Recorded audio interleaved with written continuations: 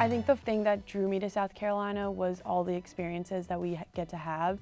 And I mean, from freshman year, I worked the Masters, and that really showed me that like this program truly prepares everyone for any facet of their career that they want to be in. And everyone in the industry has always said like, you guys at South Carolina are doing it right.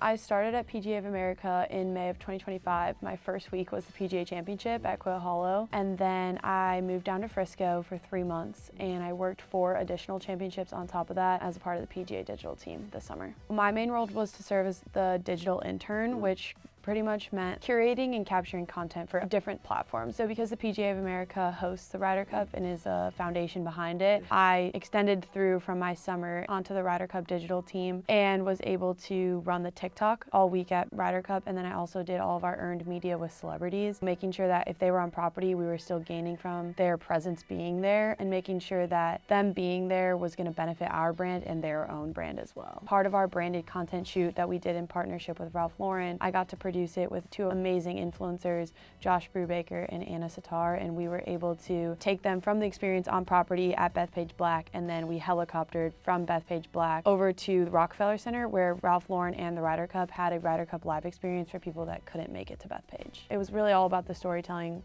outside of the golf in my role rather than what was going on between the ropes. Seeing celebrities be so in awe of something that I've worked on and helped create, I was providing them like a first-hand experience they'll never probably get again. So that was really awesome. I got to personally meet Duncan Robinson, which is like my childhood hero. His untold story of the NBA is what got me into storytelling. I like to tell people that the untold stories are something that like just kind of gets my brain going and like my gears turning. It's really cool to be able to kind of work and tell those untold stories and then be building my own. And a lot of people don't see that work behind the scenes or how many football games I've worked and not been able to go to and things like that. So it's really awesome to be able to like kind of have something to show for it now.